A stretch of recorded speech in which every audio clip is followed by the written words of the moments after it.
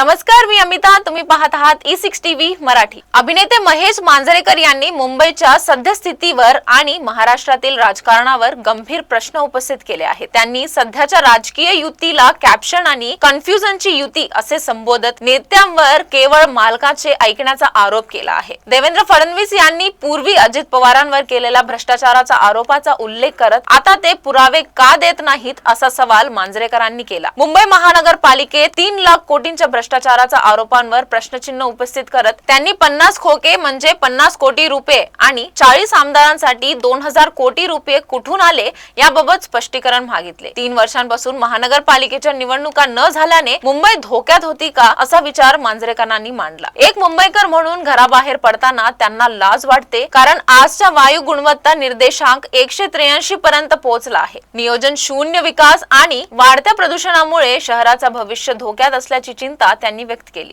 युतीविषयी ही corruption आणि कन्फ्युजनची युती आहे. यांचा सगळ्यांचा डोलारा जो आहे ना, या सगळ्यांचा डोलारा हा नरेंद्र मोदींवरती अवलंबून आहे. बरं का, ही बसवलेली माणसं आहेत सगळी. ह्यातला बसलेला माणूस कोणीच नाहीये. आणि बसवलेला जो माणूस असतो ना, तो फक्त धन्याचा ऐकतो, मालकाचा ऐकतो. त्याच्यामुळे मालक जे सांगेल त्याप्रमाणे काम करायचं, त्या सगळ्या गोष्टी करायच्या. त्याच्यामुळे मला काही त्यांच्या बोलण्याला काही लॉजिक आहे असं मला वाटत नाही. आणि भ्रष्टाचाराच्या गोष्टी तर फडणवीसांनी करूच नाहीत ना. ते बैलगाडी घेऊन गेले होते नाही का अजित पवारांच्या बाबतीत. कालच अजित पवार बोललेत ना. हो, अजित पवारांच्या बाबतीत बैलगाडी घेऊन गेले होते की हे पुरावे आम्ही घेऊन येतोय म्हणून. मग आता म्हणतायत की कोर्टात केस चालू आहे. अरे मग द्या ना ते पुरावे. कसं आहे, आपलं ठेवायचं झाकून, दुसऱ्याचं बघायचं वाकून, या लेवलला आता ते आलेत. तुमच्याकडे काय चालू आहे ते एकदा बघा. मी परवा दिवशीच्या पत्रकार परिषदेत म्हटलं ना, या देशामध्ये कोणी राजकारणामध्ये सत्तेचा अमरपट्टा घेऊन आलेला नाहीये. सत्ता बदलत असतात, काळ ह्या सगळ्या गोष्टी बघत असतो. उद्या ज्या दिवशी हे बदलेल. तुम्ही टार्गेट आहात, मुख्य लक्ष तुमच्यावर आणि तुम्ही टार्गेट आहात. कशावरती? म्हणजे हे चाटम मंडळी जी आहेत भाजपमध्ये, ज्यांना तुम्ही चाटम म्हणता, ते तुमच्या प्रश्नामध्येच उत्तर आलं ना. तर जसं कन्फ्यूज आणि करप्शनची युती म्हटलंय.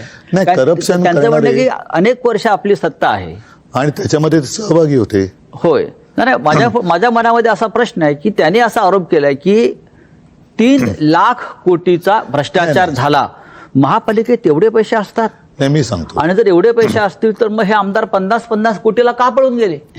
मला एकच मिनिट. पहिली गोष्ट म्हणजे मला ना त्या गोष्टीबद्दल एक जरा बोलायचंय की तो जो एक चालू होतं ना, 50 खोके 50 खोके 50 खोके. मला असं वाटतं लोकांना नीट समजून सांगणं आवश्यक आहे. हे 50 खोके 50 खोके हा विनोदाचा भाग नाही. 50 खोके म्हणजे 50 कोटी रुपये झाले. 50 कोटी. 40 आमदार म्हणजे 2000 कोटी रुपये झाले.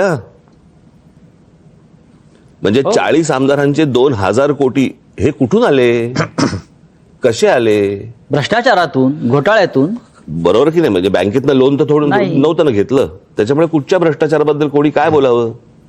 मला एक बेसिक, आता 3 वर्षांमध्ये कॉर्पोरेशनची इलेक्शन झालीच नाही. आज जो हे चालू ना मुंबई, मग 3 वर्षात मुंबई धोक्यात नव्हती का जेव्हा इलेक्शन झालं?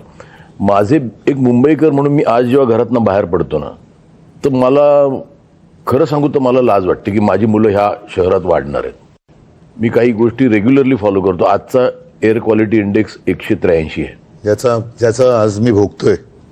एक फुगा असतो की ज्याची कॅपॅसिटी आपण म्हणतो की तो एक पर्टिक्युलर याच्यात तो फुटेल. तर जवळजवळ ह्या एका फुग्यात जवळजवळ त्याच्या 5 पट हवा भरलेली गेलेली आहे. माझा एक प्रॉब्लेम आहे की मुंबई डिकंजेस्ट कधी होणार? म्हणजे मी आता बाहेरचे लोंढे बोलतच नाही. एक मुद्दा सांगतो, विचारतो तुम्हाला. तुम्ही इतके वर्ष मुंबईत राहतायत. माझा आणि राजचा जन्म मुंबईतला आहे.